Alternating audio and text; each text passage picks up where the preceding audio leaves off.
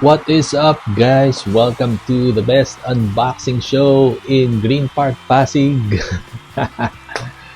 So, welcome back. Meron naman tayong maatikabong bagong episode dito sa atin sa Toy Friendly Unbox. And thank you so much for joining us again. Thank you for allowing the channel to reach 250,000 views. And meron na naman tayong milestone. Alam niyo ba yun? Nasa 1,700 subscribers na po tayo. Yay! So, tuloy-tuloy lang. Sabihin sa mga friends nyo na manood. And also,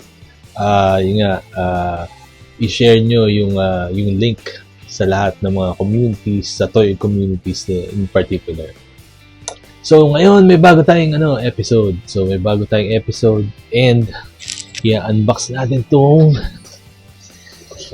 mystery box na naman. Pero tignan nyo yung mga Chinese characters, diba? Siyempre, alam na. Pero gawin yung gawa tayong minigame. Hulaan nyo kung ano to. May isang community na matutuwa kung ano yung laman ito. Hindi ko muna sasabihin. Mamaya na lang pag binuksan natin. So, without any further ado, tingnan mo na. Please like, comment, and subscribe dito sa channel natin. And also, visit our store na rin. Toy Friendly Toy Store sa Facebook. Without any further ado, let's do this!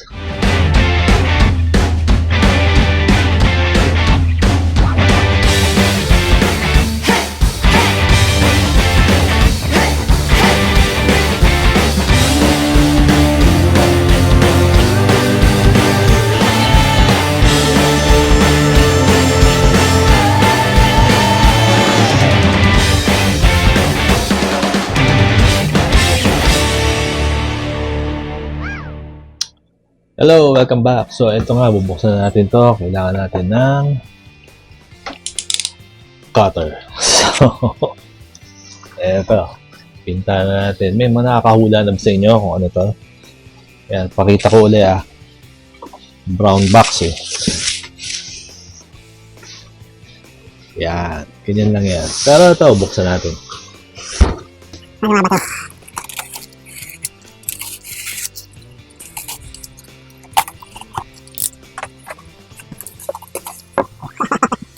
Ito na.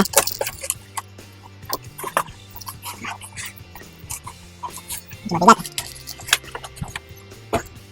Kailangan natin ng balik pa rin.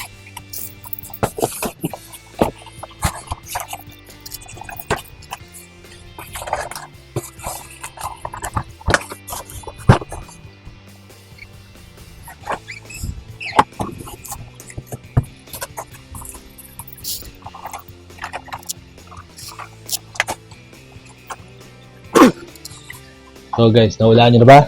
Ito na, bigay ko na.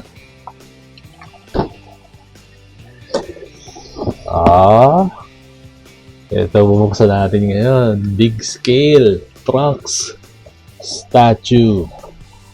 So ito yung niya. Grabe, binuksan natin yung tatay nito, si Vegeta, no?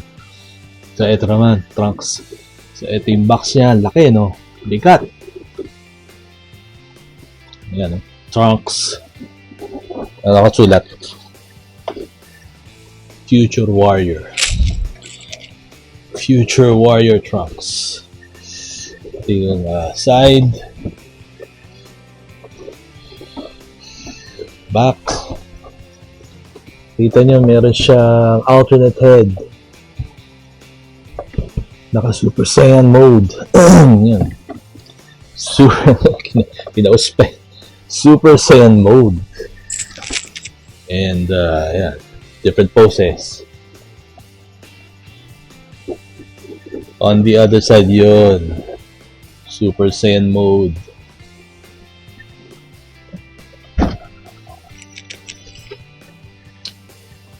Ang galing, no? Ganda ng layout niya.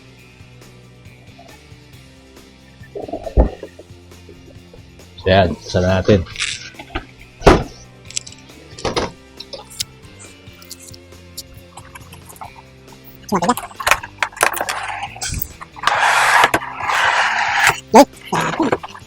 Clamshell. Giant clamshell din.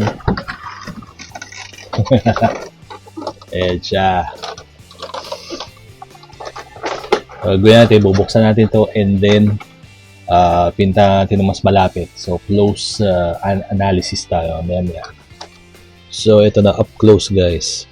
Ito yung naka-clamshell pa siya. No? So, similar to Vegeta sa previous unboxing natin, mga couple of episodes ago, yun, may base siya na may Dragon Ball Z logo sa baba and tingnan nyo naman to, yan, extra head, Super Saiyan head, and astig, nakita na natin yung itsura niya, yun.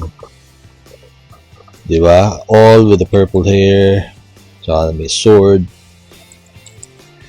So, ang gagawin natin, syempre, bubuksan na natin. Let's free him of this plastic cage. And let's see kung ano talaga itsura niya. So guys, papakawalan na natin siya dun sa plastic cage niya. Kita mo naman kanina. No? Doon pa lang, aninag na natin. We can already see how he looks like. Napaka-astig eh. Ngayon, kunin na natin. Yun no. Grabe. Ang pogi, ang bigat. Ang astig, oh. Ito niya ba ito? Diba? Ito yung ano niya, base niya. So, basically, PVC resin combined din, mix.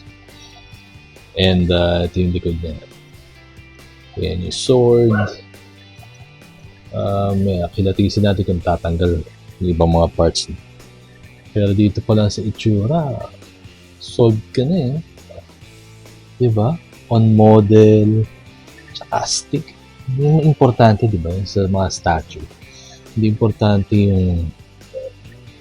Hindi, importante rin, of course, yung itsura. Dapat on model. Pero, napaka-importante yung angas. Ang galing. Angas yan. Sarap i-display talaga pag ganito. So, tingnan natin yung ano. Wala naman siya iba accessories kundi itong alternate head. Yung alternate head niya, stick din. Diba? Dito niya expression ng mukha. And also yung paint job. Hindi siya over-painted. Yung parang hindi siya OA. Tama-tama lang. Pati expression niya, yung mga lines, hindi siya OA. Just the right touch of detail. And most especially yung paint. Mamaya ilalagay natin to. Ito. Chinecheck ko eh. Kasi yung kay Vegeta, diba, may lighting effects. Ito, parang wala. Wala eh. Parang wala siyang lighting effects. Tapos, teka. So, medyo maluwag itong Tignan ko kung nadidetach yung upper body sa lower. Parang hindi naman. Alisin ko lang itong clamshell dito. Medyo storbs. Okay, so pintahan natin isa-isa. Let's analyze each part of this particular statue. So, ito yung base. Yun nga. Ganda rin pagkaka-paint niya, no? It's a replica of the surface area sa planet. Planet Vegeta planet din to, diba? Diba kung nakaka-recall nung Dragon Ball series, diba? Hindi sila. Mostly, pag naglalaban sila, mostly the fight scenes occur in it's either desert area ng Earth or diba, planet Namek, or hindi ko na maalala rin, hindi naman ako expert, pero yun, so ganda nito, realistic, diba, or on model siya dun sa environment ng Dragon Ball Z. Ito yung logo niya. So nadidetach yung yung statue dito sa base, of course, and yun, balikan natin si Trunks na sobrang astig talaga. Ayan, on model lahat, pati yung uniform niya. Marirecall niya, ito yung unang arrival niya sa Earth, diba? Parang bumisita siya, tapos tinabaan niya si Frieza. Ganito yung itsura niya na, super astig eh. Talagang future Trunks ang dating din. Along with the jacket, yung sword niya, ito yung pinanghati niya kay Frieza, di ba yung sword niya? Nahati si Frieza. Di ba? Cyborg na si Frieza, hinati ito. Anyway, yan. The best, oh. Tsaka, notice the wind-blown hair. Yun ako nabibilib eh. Yun ako na-impress. Wind-blown hair, super detailed. Galing. And most impressive also is the paint job. Saktong-sakto dun sa pati combo. Purple, tapos parang aquamarine to. Pagkaalala ko, ganyan talaga yung kulay niya sa series. Yellow belt. Hindi siya belt eh, parang gartered parang naka-jogging pants din. Ultimate sapatos niya, ang grabe. Detail. Super detailed. Alam nyo guys, kung makakaroon kayo ng chance to purchase this, kunin nyo na. Lalo na kung Dragon Ball Z fans. So if you're a fan of Dragon Ball Z or any of the Dragon Ball franchise and favorite Trunks, this is a must-have for you, along with the Vegeta statue rin. If you have a chance to get this, you have to get this. Because this is one of your... It's going to be a highlight of your collection in your display. Ang galing. So if you're interested in this, just PM us sa store. We'll try to hook you up. Pero rare na to eh. Medyo rare. Limited edition siya eh. Alam niyo na, di ba? Chinese characters. But anyway, eto. Tapos, gawin natin. Lalagay ko siya ulit sa base. I'll put this on the base again. And this time we'll try to put on the alternate head and see what happens. Okay? Let's go! Ito naman guys. So, nilagay naman natin yung alternate head. Sobrang astig din, no? Galing, no? Kita nyo ba yan? Super Saiyan Trunks naman. Ang ganda rin. Sakto. Pati yung pagka-flip nung yung detail, yung flip ng hair na, diba? Yan yung style ng kay Trunks. Yan yung mga differences, diba? Slight differences ng mga buhok nila. Iba yung kay Goku, pag nag-Super Saiyan, iba rin yung kay Vegeta. Siyempre, ibang-iba rin yung kay Trunks, diba? Parang nagkikimpi na patayo. Ano yung tawag doon? Nagkikimpi yung buhok. Pero yung pero yung expression niya, malupit. Ako personally, mas gusto ko yung isang head. Kasi ang angas nung tingin niya din. Mas maangas. Hindi niya, para sa akin nga, hindi niya kailangan mag-Super Saiyan. Sa angas. Sa angas sa pag-uusapan natin, diba? Hindi niya kailangan mag-Super Saiyan mode, maangas na siya. Pero syempre, ito, iba rin yung dating nito sa display mo. Diba? Bigat yun. Yung quality niya, mamimili kayo. Yung quality pinaka-importante. Diba? Hindi yung basta mura lang. Bibili kayo. Hindi. Tignan nyo rin yung quality. So, ito yun. Saan ka pa? Saan hanapin? So, ito, panalong-panalo talaga. For your collection. Especially if you're a Dragon Ball Z fan, Trunks fan, ang ganda. Ganda. Ito yung likod. Pati yung sheet. Pati yung hipo niya, yung feel, yung texture. So nice. Also, yung detail, ito, capsule core. Ang ganda. This is like 10 out of 10 for me, or 9 out of 10. Lagyan naman natin ng hindi na natin ipa-perfect. Siyempre, alam mo yung bakit, diba? So, this one's so nice. And that's it. This is our unboxing and review of the Trunks. Siguro, 18 inches eh. 18-inch Trunks statue, resin, PVC combined. And get it while it's hot. Cue montage.